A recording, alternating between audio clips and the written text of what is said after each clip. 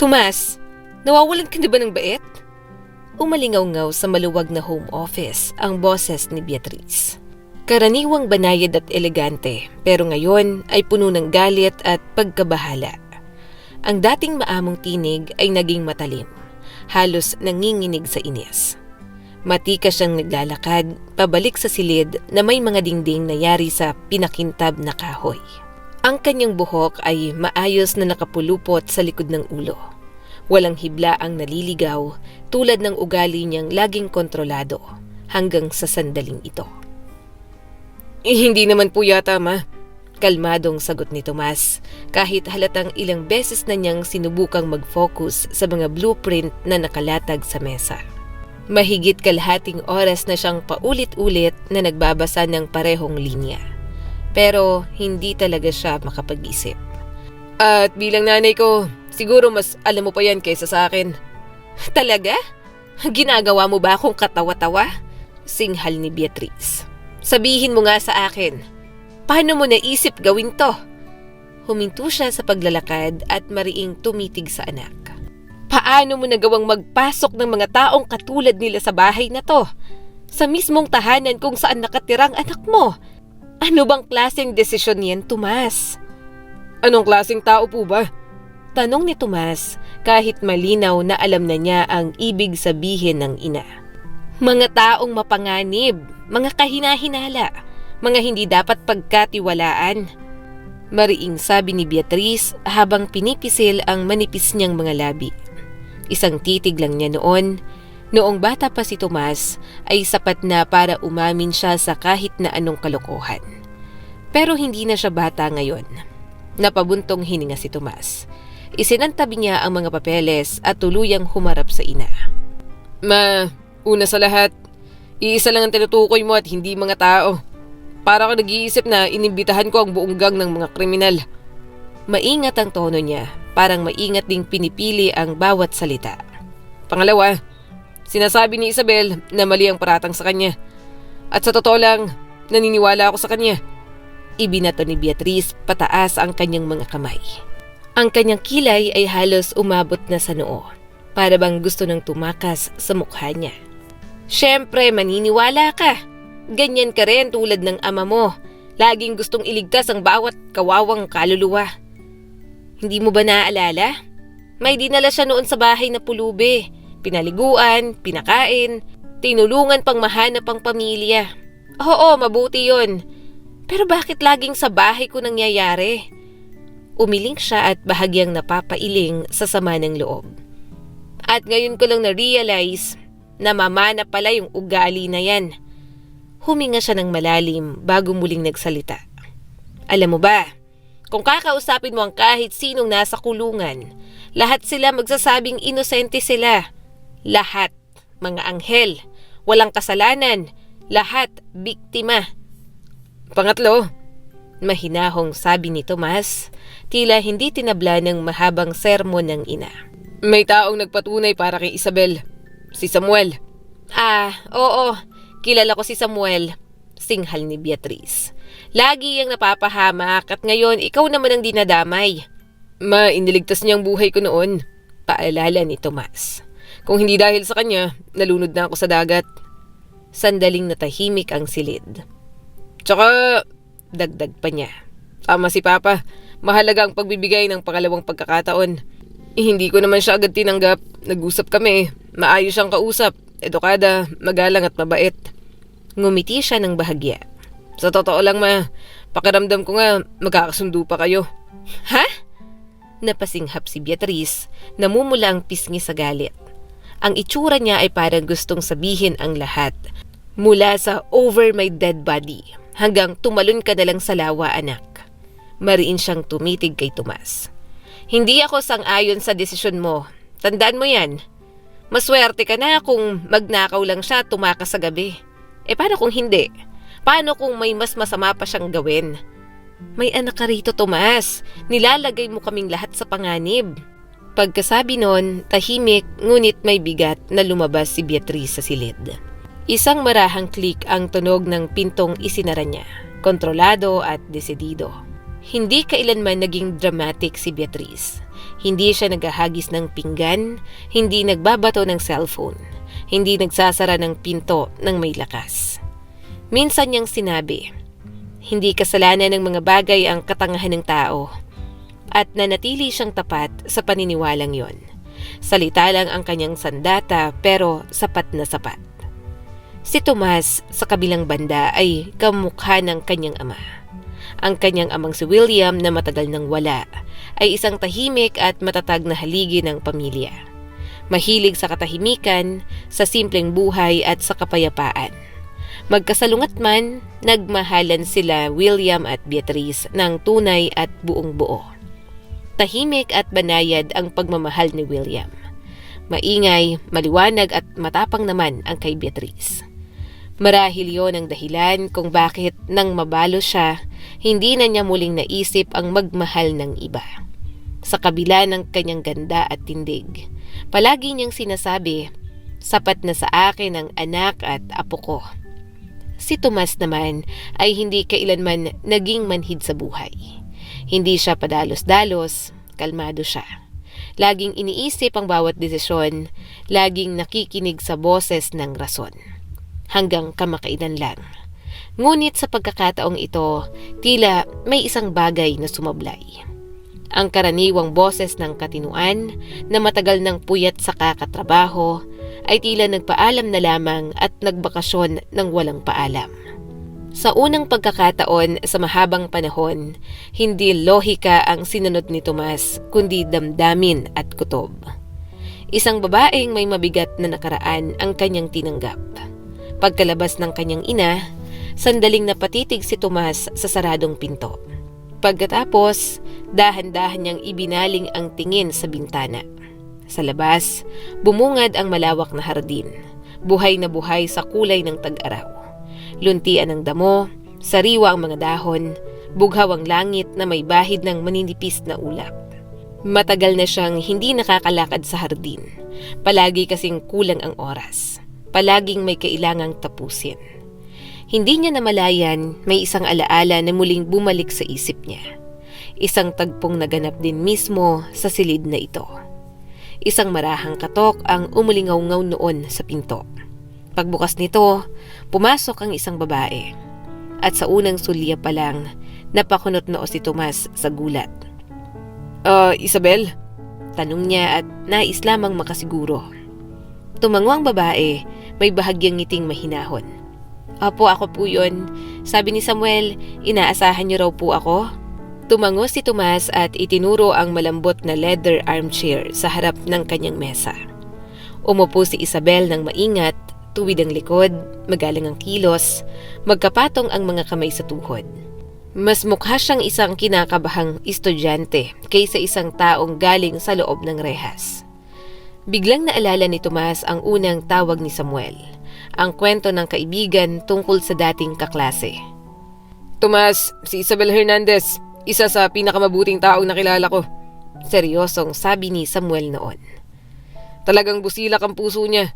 Valedictorian siya dati, top ng klase, mahal siya ng lahat at laging namang tumutulong. Sandaling humina ang boses ng kaibigan. Ako noon, pasaway. Problema sa pamilya, naligaw ng landas. Halos isuko na ako ng mga guro. Pero si Isabel, siya ang kumupkup sa akin. Tinuruan niya ako, sinamahan, pinaniwala sa sarili ko. Sa totoo lang, kung hindi dahil sa kanya, baka hindi ako nakapagtapos. Nagpatuloy pa si Samuel. Nagkita kami ulit ng hindi inaasahan. Kakalaya lang niya. Nakatira sa isang luma at delikadong dorm. Doon ko naisip, kailangan mo ng tulong sa opisina mo.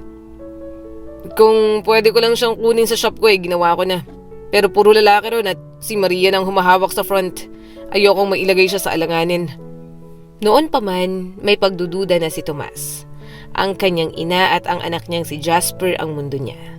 Ang bahay na ito ang kanyang kanlungan, isang lugar na dapat ay ligtas, tahimik at payapa.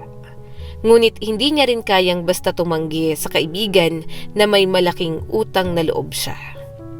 Kaya pumayag siyang makipagkita kay Isabel. Handa na sana siyang magalang na tumanggi matapos ang maikling usapan. Ngunit hindi yon ang nangyari. Sa sandaling pumasok si Isabel sa silid, Parang may kung anong humila sa atensyon ni Tomas. Hindi niya magawang ilayo ang tingin sa mukha nito. Kalmado, matalino, payapa. Inasahan niya ang isang babaeng bakas ang hirap, maikling buhok, kupas ng ngiti, pagod na mga mata, galos at tattoo. Ngunit ang nasa harap niya ay isang babaeng may likas na dignidad. Bahagyang nakataas ang baba, malalaki ang mga mata, malalim at malinaw, parang lawa sa bundok na hindi pa naaabot ng tao.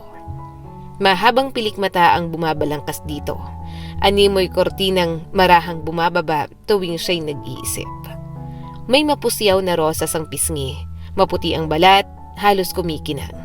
At ang kanyang buhok, mahaba, halos itim at parang umaagos sa gabi. Perpekto ang ngiti, maayos ang mga ngipin. Si Isabel Hernandez ay prangka pero maingat. Kahanga-hanga ang kanyang tikas.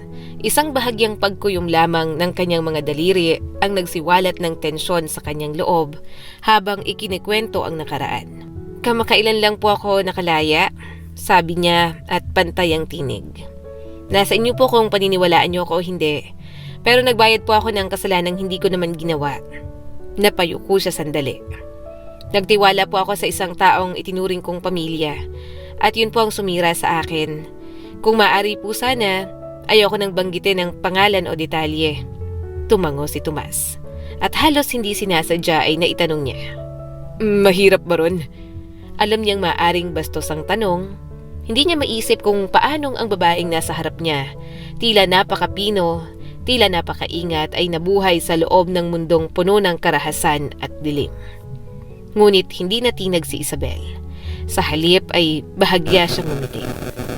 Hindi ko masasabi na naging malagim, marahang wika ni Isabel, bahagyang lumayo ang tingin na tila ay may binabalikang alaala. Iba lang, mas mahirap, mas hindi pamilyar, doon parang kulang ang mga kulay ng buhay. Sandaling tumigil ang kanyang tinig. Pero naniniwala ako ng isang tao, kung talagang gugustuhin ay kayang manatiling tao, kahit sa gitna ng pinakamasamang kalagayan. At yon ang pinanghawakan ko. Huminga siya ng malalim. Maswerte pa rin ako kumpara sa iba. Ang pinag-aralan ko po ay culinary arts. Isa akong chef. Nung nalaman nila yon, inilagay nila ako sa kusina. Napangiti siya. Isang ngiting may halong pasasalamat.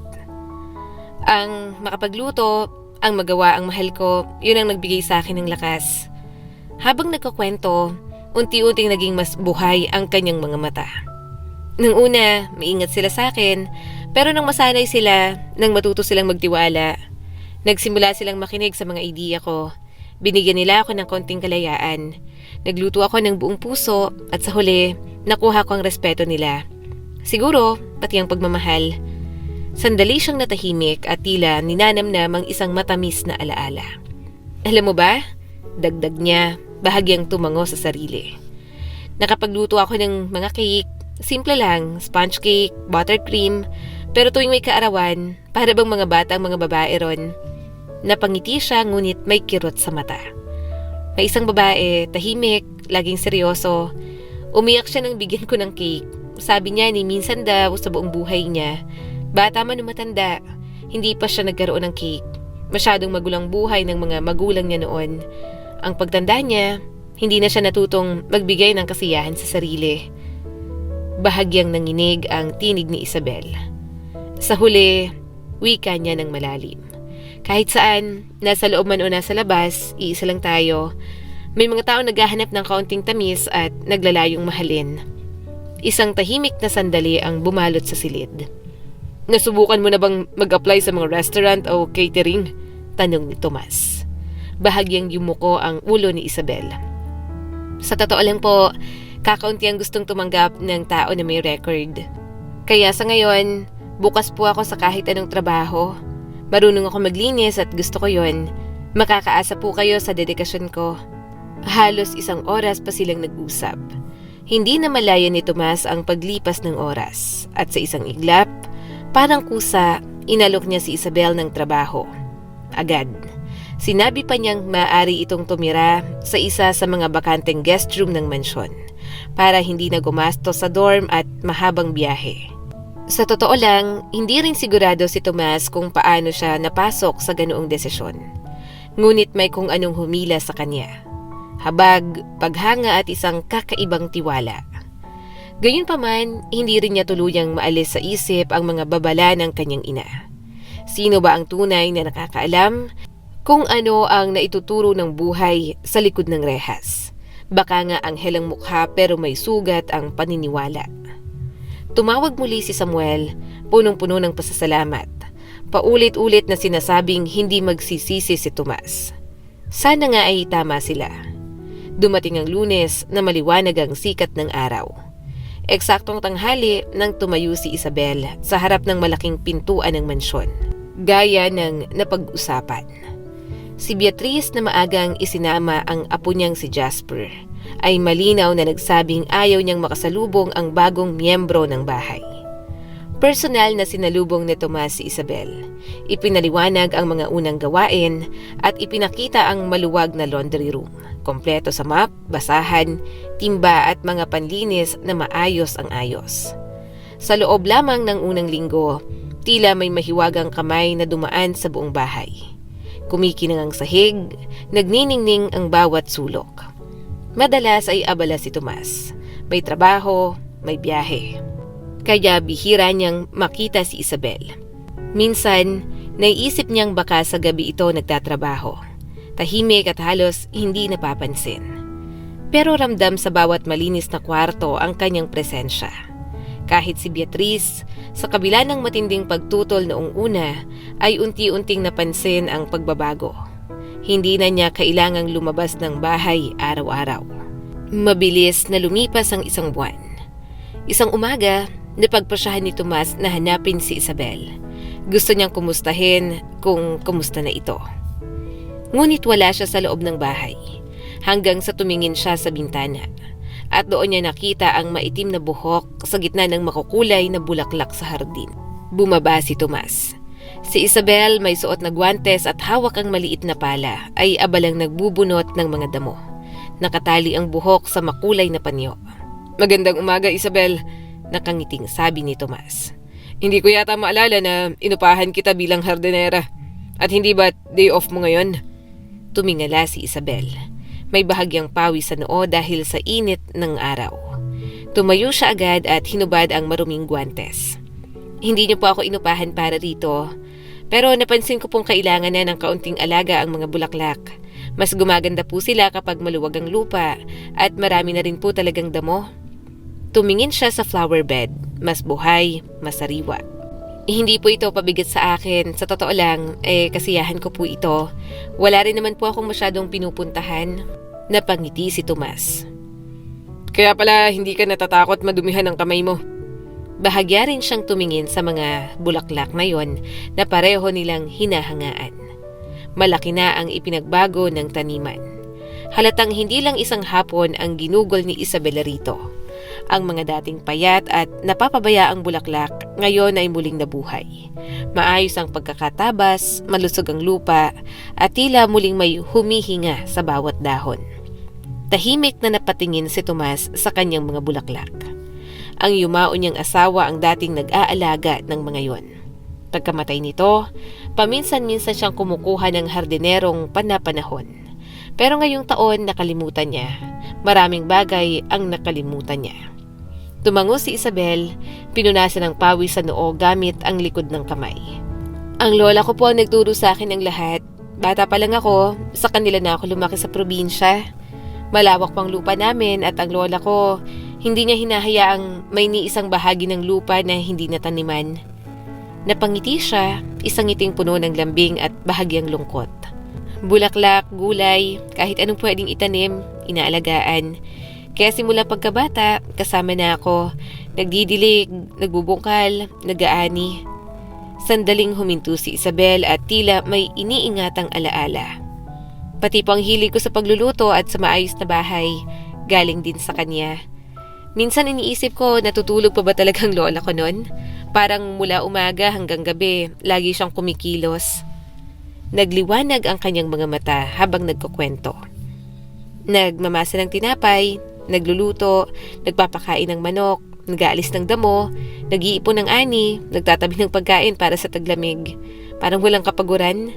Habang pinapanood ko siya, nadadala ko rin ang lakas niya. At ang mga magulang mo? Biglang tanong ni Tomas. Sakal niya lang napagtanto na baka masyadong personal ang tanong. Sandaling dumilim ang mga mata ni Isabel. Nagtatrabaho po sila sa syudad.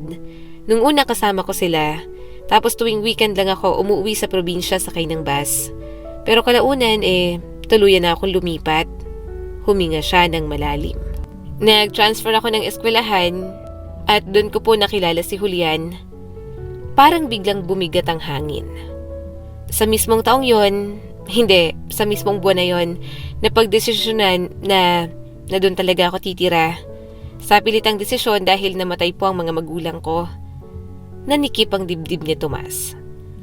May sumabog na bahay sa tabi ng sa kanila. May tagas-tanggas. Matagal na raw may problema ang kapitbahay dahil may bisyo sa alak. Paulit-ulit na silang binabalaan tungkol sa sirang linya ng gas pero binaliwala nila. Binubuksan lang ang bintana kapag may amoy. Napayuko si Isabel. Tapos sumabog. Yung mga kapitbahay sila pang hindi nasaktan. Pero ang mga magulang ko, wala na. Sandaling natahimik ang mundo. Sabi ng lola ko, binabantayan ka ng Diyos. Napakarelihiyosa po niya. Pero noon, hindi po yun ang naramdaman ko. Hindi ko maintindihan kung paano niya nagawang kunin ng mga magulang ko. Hindi handa si Tomas sa ganoong pagbubukas ng sugat. Pasensya na, mahina niyang sabi. Parang walang saysay ang mga salita sa harap ng ganitong sakit. Pero yun lang ang kaya niyang ibigay. Tumango si Isabel, inayos ang isang hibla ng buhok sa ilalim ng panyo. Lumihis ang tingin ni Tomas sa hardin. Sa pagitan ng matatandang puno may isang maliit na gazebo. Isang bilugang silungan na binalot ng gumagapang na ivy. Sa loob, may simpleng mesa at 4 na upuan, tila naghihintay. Isabel, bigla niyang nasabi bago niya pa napigilan ang sarili. Gusto mo bang sumalo sa hapunan mamayang gabi? Nagulat siya sa sarili niyang tanong.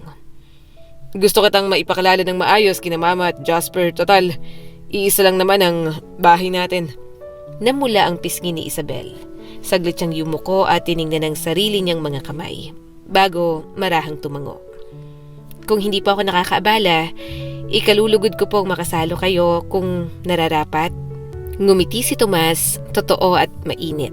Walang problema, talagang nararapat. 7:00 ang napag-usapan. Pagkatapos noon, mabilis na umalis si Tomas. Namumula ang pisngi, magulang damdamin.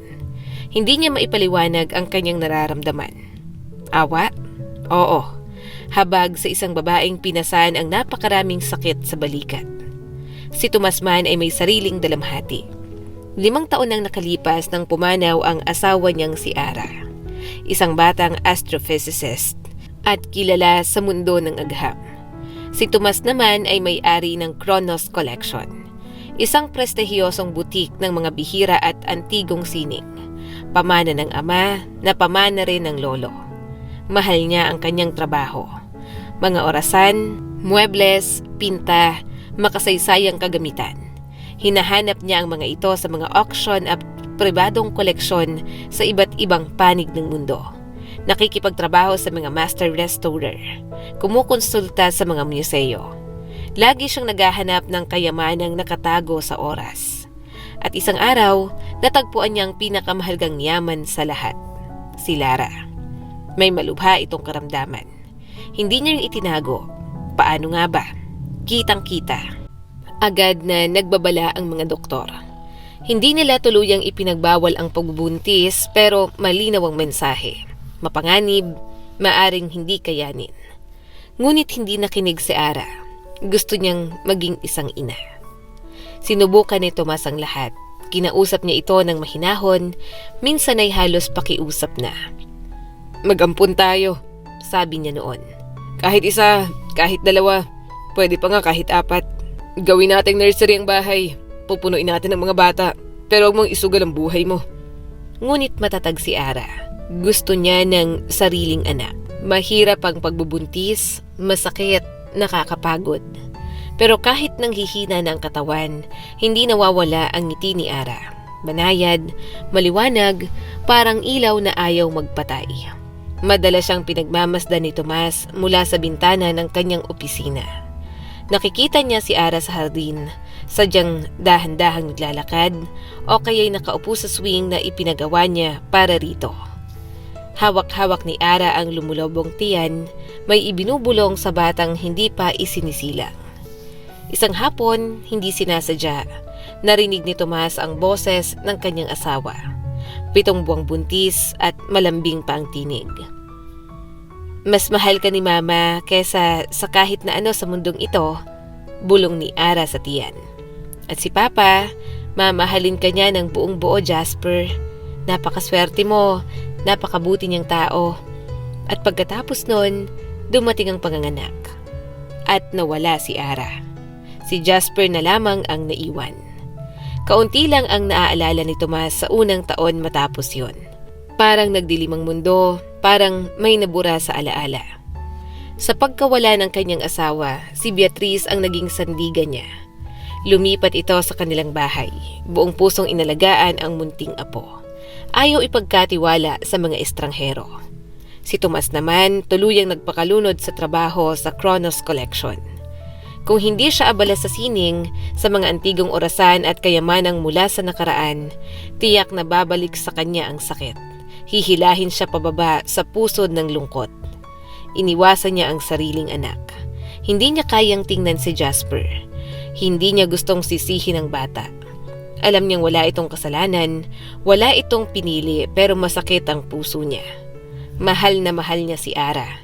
Ngunit ang batang naiwan, halos hindi niya kilala. Hanggang sa isang araw, tila may pumindot sa isang lihim na pindutan. Isang liwanag ang biglang bumuhos sa mundo ni Tomas. Kakauwi niya lang noon mula sa isang biyahe. Isang matagumpay na deal pero ni isang minutong tulog ay hindi niya nakuha kahit sa eroplano. Pagpasok niya sa bahay, nakita niya ang kanyang ina. Nakakatulog sa rocking chair, bukas ang librong hawak, nakasabit ang salamin sa dulo ng ilong.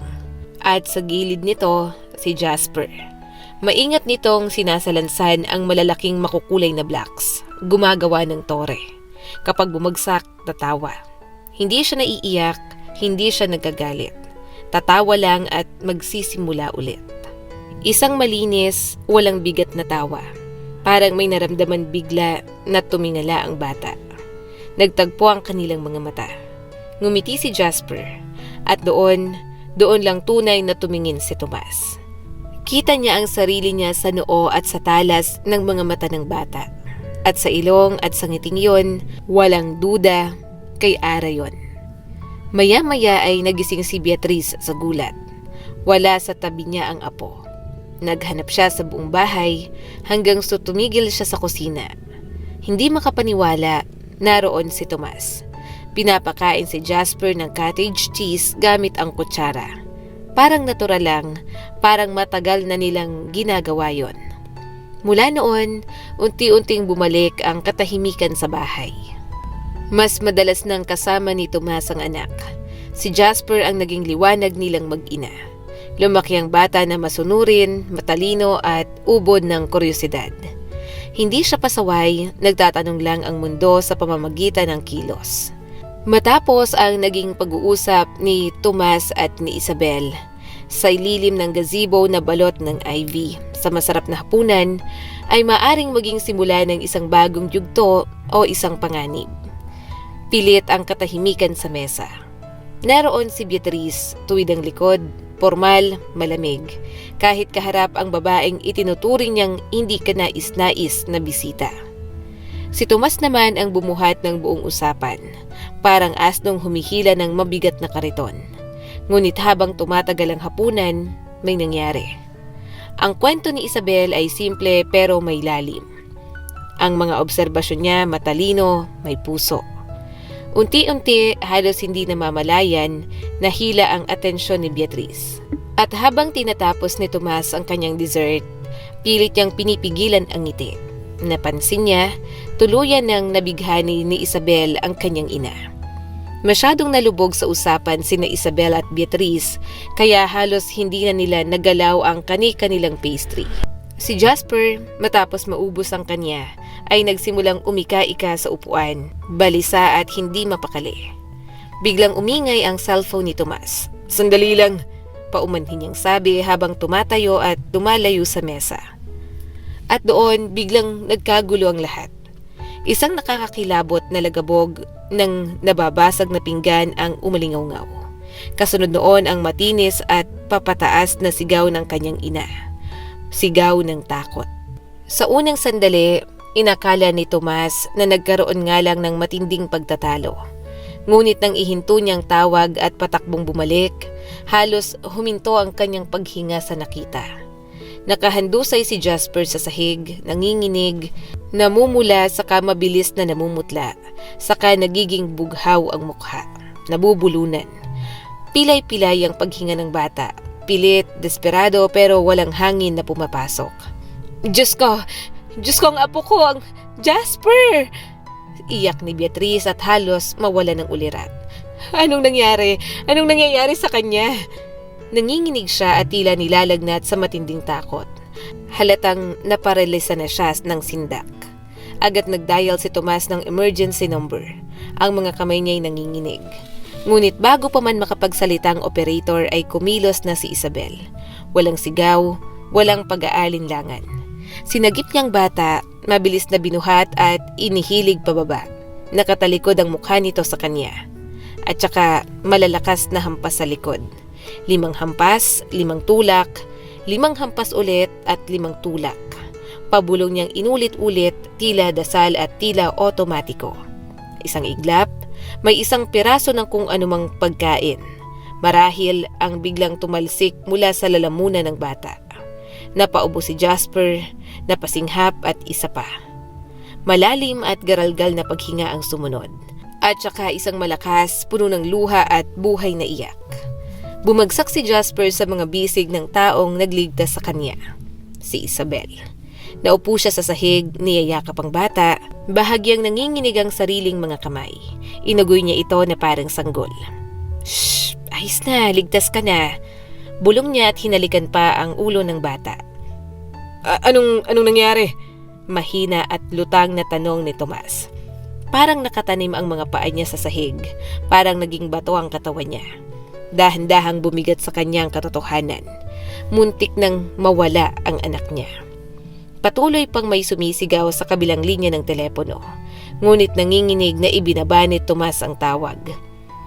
Nabulunan po siya, mahinang paliwanag ni Isabel at nanginginig pa rin ang boses. May first aid training po ako, tinuro sa amin ng Heimlich maneuver. Napangiti siya ng pilit. Hindi ko po akalaing magpapasalamat ako balang araw sa mga natutunan ko sa kulungan. At doon, tuluyan ng bumigay si Beatriz. Lumuhod siya sa tabi ni na Isabel at Jasper. Niyakap silang dalawa ng mahigpit. Jasper, ang tapang-tapang mo. Sobrang natakot ako, apo. Pagkatapos ay humarap siya kay Isabel. May luha pa rin sa pisngi. Nanginginig ang tinig sa pasasalamat. Salamat. Salamat talaga. Hindi ko alam kung paano kita mababayaran. Mabuti na lang at nandito ka. Tahimik na pinanood ni Tomas ang tagpo at isang alon ng katiyakan ang dumaan sa kanya. Tama ang kanyang naging desisyon. At lalo pang tumibay ang paniniwalang yon makalipas ang 2 linggo. Nagplano si Tomas ng isang engrandeng charity dinner. Imbitado ang mga prominenteng kliyente at kolektor. Layunin niyang ipakita ang mga bagong antigong piraso ng Kronos Collection at ilan ang bahagi ng kikitain sa isang pondo para sa literacy ng mga bata. Ngunit sa mismong umaga ng okasyon, dumating ang balitang yumanig sa kanya. Hindi darating ang chef. Isang biglaang nakakahawang sakit ang kumalat. Ang buong kitchen team ay posibleng carriers at umatras na. Humanap ka ng kapalit, sigaw ni Tomas sa telepono. Hindi siya ang ihahain ko sa mga bisita. Gourmet dinner to. Nakaplano ng menu. Nandito na mga sangkap. Narinig ni Isabel ang usapan. Ang mga mata niyang dati kalmado ay biglang nagdiwanag. Parang may apoy, nanginig ang mga daliri at tila naghahanap ng kawali at sandok. Bigyan niyo po ako ng pagkakataon, mariin niyang sabi at humakbang papalapit. Hindi ko kayo bibiguin, kaya ko po ito. Nagulat si Tomas. Napahagod siya sa mukha niya. Isabel, mahalaga ang gabing to. Nakasalalay ang reputasyon ko rito. Unang impresyon ng lahat. Kaya ko po, ulit niya, nakapatong ang kamay sa dibdib at matatag. Kaya ko po ito. Papabilis ang oras. Ilang oras na lang ay darating na ang mga bisita. At sa puntong yon, alam ni Tomas, wala na siyang ibang mapagpipilian. Napabuntong hininga si Tomas. Sige na nga. Sumuko siya sa wakas, tumango, ngunit mabigat ang salitang yon sa dibdib niya. Pero hindi man lang nagpadala ng team ang chef na yon. Kaya mo ba talagang mag-isa ang buong dinner service? Hindi siya mag-isa. Biglang sabat ni Beatriz. Lumitaw sa may pintuan ng kusina na parang handa na sa labanan. Ako ang tutulong sa kanya. Nasusunog nga madalas ang pancake mo. Paalala ni Tomas at may halong kaba. Ano ngayon? Singhal ni Beatriz sabay taas baba ng balikat. Puputo lang naman ako ng kung ano mang ipapaputol niya. Kaya ko yon, tagahiwa. May kung anong kakaibang ningning sa mga mata niya. Isang bihirang ngiti na halos pilya. At ako rin, sigaw ni Jasper, sumulpot mula sa hallway. Tumutulong din ako. Mula nang mailigtas siya, parang anino na ni Isabel ang bata. Kahit saan, kasunod. Napansin ni Tomas na tuwing may libreng oras si Isabel, palagi niyang kasama si Jasper. Naglalakad sa hardin, nagpapasakay sa swing, o simpleng nakikipagkwentuhan. Ano bang gagawin ko sa inyong lahat? Napailing si Tomas, kunwari sumusuko sabay taas ng mga kamay. Pagkatapos ay tumingin siya kay Isabel na tahimik nang nag-i-scroll up ng manggas. Sige, ikaw masusunod. Sabihin mo ang gagawin. Tutulong din ako, dagdag niya pa. Sa ilalim ng kalmadong pamumuno ni Isabel, kumilos ang hindi inaasahang grupo na parang matagal nang magkakasama. Maayos, mabilis at walang sigawan. Ang mga appetizer katangi-tangi. Ang main course napakahusay at ang presentation ay parang pang-restaurant. Maya-maya ay dumating ang mga waiter at event staff. Mabilis inayos ang hapag sa hardin. Nakaupo si Tomas sa dulo ng eleganteng mesa at hindi maitatago ang saya sa mukha niya. Bawat kwento, bawat subo. Para bang mas masarap ang pagkain, marahil dahil may maliit din siyang ambag. O baka dahil sa alaala ng pamilyang sabay-sabay kumikilos. Naalala niya ang masiglang biro ni Isabel, ang walang sawang pag-encourage nito kahit hindi bumabagal ang kilos. At si Jasper, seryosong-seryoso sa pagtulong kahit minsan ay mas nakakadagdag sa trabaho. Napakasaya mo ngayon, Tomas. Puna ni Mr. Harrison, isang matandang kolektor at matalik na kaibigan ng yumaong ama ni Tomas. Hindi kita matanda ang ganito kasaya. Sa tingin ko rin, tumango si Tomas. Magandang panahon, masarap na pagkain at mabubuting kaibigan. At may natutulungan pa tayo ngayong gabi. Tumango si Mr. Harrison sabay abot sa ikalimang kanape. Matagal na akong hindi nakakakain ng ganito kasarap. Alam mo namang malakas akong kumain. Sabay lumingon siya sa katabi. Mr. Gomez, may ganito ba sa restaurant mo? Si Ramon Gomez, isang bagong mukha sa kanilang eksklusibong mundo. May mga bulong-bulungan, galing daw sa kahirapan, ambisyoso, gustong pumasok sa mataas na lipunan. Sinasabing naghahanap pa raw ng mayamang mapapangasawa. Ayaw ni Tomas sa chismis. Mas gusto niyang humusga base sa sarili niyang obserbasyon. Magkaibang pagkain sa restaurant namin, syempre. Sagot ni Ramon at may ngiting may bahid ng pagmamaliit. Walang masama sa handa ng host natin pero hindi naman ito pang restaurant level. Napilitang ngumiti si Tomas. Ngiti ng isang taong nagsisimulang maniwala na baka may katotohanan ang mga chismis. Sino nga pala ang chef ninyo ngayong gabi? Tanong ni Ramon. Kilala ko ba? Professional lang ng interes. Sa totoo lang, mahinahong sagot ni Tomas habang itinataas ang baso. Ang nagluto ngayong gabi ay hindi restaurant chef. Kaya oo, malayo ito sa level ninyo. Sandaling katahimikan ang sumunod bago siya muling magsalita. Pamilya ko nagluto, bahay namin to, inanyayahan namin kayo bilang bisita. Kaya kami mismo ang nagluto para sa inyo. Kung gusto namin ng restaurant experience, sana sa restaurant na lang kayo inimbitahan. Numipis ang labi ni Ramon. Ngunit ang ibang bisita, parang sinadyang kontrahin siya, ay nag-umpisang purihin lalo na ang handa. Sunod-sunod ang tanong kay Tomas hanggang sa mapagpasyahan niyang ipatawag ang totoong utak sa likod ng lahat. Ngunit nang lumabas si Isabel sa hardin, bigla siyang namutla, parang nakakita ng multo. Mabilis siyang umatras at nagtago sa likod ng halaman. Si Tomas ang unang nakapansin. Nilapitan niya si Isabel. Isabel, anong nangyayari? Tanong niya at bakas ang pag-aalala. Kumikinang ang mga mata ni Isabel. May luha pero hindi bumabagsak. Siya, si Ramon, pabulong niyang sabi. Siya. Bahagyang ngumiti si Tomas. May-ari siya ng restaurant. Kilala mo ba siya? Biglang itinaas ni Isabel ang ulo. Ang boses niya'y mababa at matalim. Kilala ko siya. Siyang dahilan kung bakit ako nakulong. Nakulong? Paano? Halos mabulol si Tomas at gulat na gulat. Simple lang, sagot ni Isabel at tumigas ang tinig. Fiancé ko siya noon. At siya rin ang manager ng restaurant na pinagtatrabahuhan ko. Humigpit ang kamao niya. Habang walang may-ari, nagplano siyang magbulsa ng malaking halaga. Gusto niya akong isama, pero tumanggi ako. Akala ko napigilan ko siya. Sandaling huminto si Isabel, saka nagpatuloy sa pagsasalita. Pero humanap siya ng bagong kasabuhat at bagong karelasyon, isang accountant. At doon, unti-unting nagdilim ang gabi. Pinakialaman nilang mga resibo.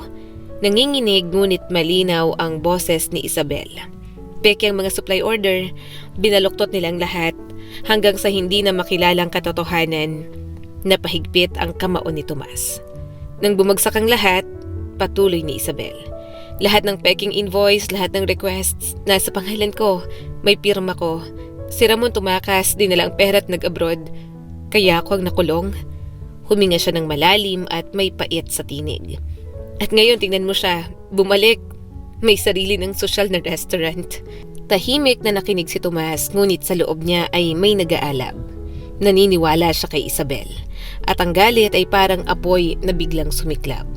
Isabel, sabi niya sa wakas, may ngiting may bahid ng kalokohan at katalinuhan. Alam mo ba ang sinasabi tungkol sa paghihigante? Mas masarap kapag malamig at minsan sobrang tamis. Kailan natin ihahay ng dessert? Napatingin sa kanya si Isabel, bahagyang nalilito, bahagyang umiti, hindi pa lubos na uunawaan ang lalim ng planong nabubuo. At dumating ang dessert. Isang tagumpay, natuwa ang lahat ng bisita. Lahat, maliban kay Ramon. Sa gitna ng mesa, unti-unting namutla ang mukha ng lalaki. Mula sa maputla, naging pula, hanggang sa tila nanigas sa kirot. Hindi siya mapakali at pawis na pawis. Bigla niyang hinawakan ang braso ni Tomas. Nasaan ang banyo? Garalgal ang boses na tanong nito. Itinuro siya ni Tomas at halos tumakbo si Ramon, parang hinahabol ng konsensya. Matagal siyang hindi lumabas. Sobrang tagal. Uuwi ng ibang bisita ngunit ayaw ni Ramon magpakita. Isipin mo, pagkatapos ng lahat ng pagsipsip at panunuyo para makapasok sa elitistang lipunang ito, doon pa siya mapapahiya. Nang sa wakas ay lumabas siya, lupaypay, basang-basa. Nandoon sina Tomas at Isabel. Nakita ni Ramon si Isabel at agad niyang naunawaan. Ikaw, nilason mo ako, ahas ka. Sigaw niya, galit at takot ang halo-halong makikita sa mukha ni Ramon. Ire-report kita. Aalamin nilang background mo. Kung gusto kitang patahimikin, pabulong at matalim na sagot ni Isabel. Hindi ka na sana nagsasalita ngayon at huwag mo akong takutin ng kulungan. Nandun na ako dahil sa'yo. Natuyo ang labi ni Ramon. Doon niya tuluyang naramdaman ang bigat ng sitwasyon. Hindi niya alam kung ano ang relasyon ni na Isabel at Tomas, pero malinaw sa kanya ang isang bagay. Delikado na siya. Si Tomas ay iginagalang. Yun ang dahilan kung bakit desperado si Ramon na makapasok sa bahay na ito kahit magmukhang sunod-sunuran sa iba. Makinig ka. Nanginginig niyang sabi, nagkikiskis ng mga kamay. Hindi ba pwedeng ayusin natin to ng tahimik?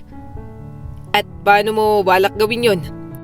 Tanong ni Tomas, nakatiklop ang mga braso at malamig ang tinig. Ano gusto mo, Isabel? Isang tawad? Sabihin ko nagsisisi ako? O pera para sa emotional distress? Sa maling tao ka humihingi. Napatawa si Ramon sa kaba. Halos bangkarote ng restaurant ko. Ang tanging pag-asa ko ay investment ng mga matatabang pusa na yan o ang magpakasal sa anak ni Mr. Harrison. Napahinto siya, napamura sa isip. Nasabi niya, hindi na mababawi. Gusto kong umamin ka, mariing sabi ni Isabel, malamig at malinaw. Kung paano mo ako pinahamak sa mga pulis. Hindi. Sigaw ni Ramon at nanlalaki ang mga mata. Hindi ako babalik sa kulungan. May gagawin sila sa akin doon at gwapo pa naman ako. Napangiwi si Isabel sa pagkasuklam. Sige, sabi niya at bahagyang tumango. Umamin ka muna sa akin. Dito, ngayon mismo. Parang nabunutan ng tinik si Ramon. Lumuhod siya at bumulwak ang buong maruming kwento. Paano niya niloko ang sistema, paano niya itinuro si Isabel bilang salarin, paano niya tinakasan ng hustisya. At saka niya napansin ang mga tao sa likuran nila. Lumabas ang mga bisita mula sa sala. Mga saksi, mga taong gustong-gusto niyang hangaan siya. Naramdaman ni Ramon ang wakas. Naalala mo ba ang imbitasyon ko sa'yo, Mr. Harrison? Malamig na sabi ng matanda. Kalimutan mo na. Huwag ka nang mangarap na muli makakapasok sa bahay ko. At tungkol sa anak ko, kadiri ka. Hindi ka rapat-dapat sa kanya. At sa investment naman, singhal ni Mr. Winston. Kalimutan mo na rin. Maaring fat cat ako pero hindi ako tanga. Ayoko masirang pangalan ko dahil sa'yo. At sa gabing yon, tuluyang gumuho ang mundong binuo ni Ramon sa kasinungalingan. Lubos na napahiya si Ramon. Wala siyang nagawa kundi ang umatras, durog ang yabang, bagsak ang dangal. Sa paglipas ng panahon, tuluyang ding nalugi ang kanyang restaurant. Nalubog siya sa utang hanggang sa ang kulungan ay muling kumatok sa kanyang pintuan. Hindi na bilang pananakot kundi bilang posibilidad. Ang reputasyong pinaghirapan niyang buuin ay tuluyan ng naglaho. Wala nang babalikan, wala nang sasagip. Si Isabel sa kabilang banda ay para bang nabunutan ng mabigat na tinik. Malaya, magaan ang dibdib at sa wakas ay tunay na masaya. Inalok siya ni Tomas na muling buksan ang kaso, dalhin sa korte at ipaglaban ang kanyang pangalan. Ngunit marahan siyang umiling. Ayoko nang bumalik sa ganon, pagod na akong lumaban. Sapat na sa akin na alam mo ang katotohanan, na naniniwala ka sa akin. Ngumiti siya, ngiting mula sa puso. Isang ngiting hindi na nangangailangan ng paliwanag. Mula noon, tumigil si Isabel sa pagiging tagalinis. Siya na lamang ang personal chef ni Tomas, hindi lang sa kusina, kundi sa buhay. Isang taon nang lumipas, hindi na nila kayang itanggi ang damdamin na unti-unting namumulaklak sa pagitan nila. Naging magkasintahan sila at kalaunan ay nagpakasal. Si Isabel ang naging ina na matagal nang kailangan ni Jasper. Mapagmahal, maunawain at laging naroon. At hindi naglaon, biniyayaan pa sila ng isang anak na babae, si Leila. Si Beatriz ay puno ng ligaya. Minahal niya ang kanyang manugang, tunay at walang pag-aalinlangan. At labis niyang kinagigiliwan ang kanyang mga apo. Lalo na nang regaluhan ni Tomas ang asawa ng isang maliit ngunit napakakomportableng cafe. Mabilis itong sumikat. Kinikilala sa masarap na pagkaing niluluto ng may pagmamahal. Ngunit higit sa lahat, mas gusto ni Isabel ang magluto sa sarili niyang kusina. Kusinang tunay na naging kanya. Kasama ang mga munting katulong niyang sina Jasper at Leila.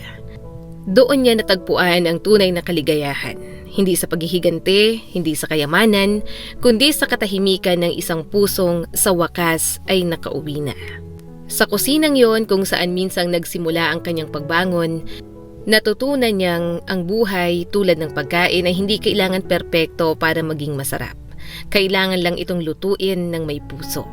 Si Tomas, sa kabilang banda ay natutong magpahinga. Hindi na siya takbuhan ng trabaho, hindi na siya takot sa katahimikan. Kapag gabi, madalas silang apat na magkakatabi sa sala. Walang engrandeng usapan, walang magarbong plano, tawanan lang, kwento ng maghapon at pasasalamat sa kung ano ang mayroon sa kanila. Si Beatriz na minsang puno ng pag-aalinlangan at takot, ngayon ay tahimik na nagmamasid. Hindi na kailangang ipagtanggol ang sarili. Natuto na rin siyang magtiwala. Hindi lang kay Isabel, kundi sa buhay mismo. Minsan, habang pinapanood niya ang kanyang pamilya, napapabulong siya. Ganito pala ang itsura ng biyaya. At kung minsan, kapag tahimik na ang gabi at tapos na ang lahat, kapag nakahiga na ang mga bata at humupa na ang ingay ng mundo, napapatingala si Isabel sa langit. Hindi para magtanong, hindi para magreklamo, kundi para magpasalamat. Dahil sa kabila ng mga kasinungalingan, sakit at pagkakabilanggo, ibinalik ng buhay sa kanya ang lahat ng inakala niyang tuluyan ng nawala. Ang dignidad, ang tahanan at ang pag-ibig. At doon sa pagitan ng nakaraan at kasalukuyan, natutunan niyang ang tunay na kalayaan ay hindi ang makalabas sa rehas, kundi ang makalaya sa bigat ng galit. Ang kwentong ito ay nagpapaalala sa atin. Hindi lahat ng mukhang nagkasala ay tunay na may kasalanan. May mga taong nabibiktima lamang ng kasakiman at panlilinlang ng iba. Ang katotohanan ay maaring maantala pero hindi tuluyang mawawala. Darating ang tamang oras na lalabas ito kahit gaano pa katagal.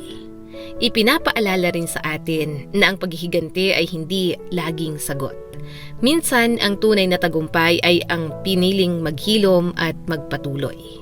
Hindi sa pagkatalo ng kaaway na susukat ang lakas ng tao, kundi sa kakayahang bumangon ng walang galit sa puso. At higit sa lahat, ang tunay na pamilya ay hindi lamang yung karelasyon sa dugo, kundi yung mga taong piniling magtiwala, magmahal at tumayo sa tabi mo sa oras ng pangangailangan. At sa huli, ang pinakamahalagang kayamanan ay hindi pera o reputasyon, kundi ang katahimikan ng konsensya, pagmamahal ng pamilya at isang tahanang puno ng pag-asa. Yan ang tunay na hustisya. Muli, ako po si Skylar Guro at sana ay may bago na naman kayong natutunan sa kwento natin ngayon. Maraming salamat po.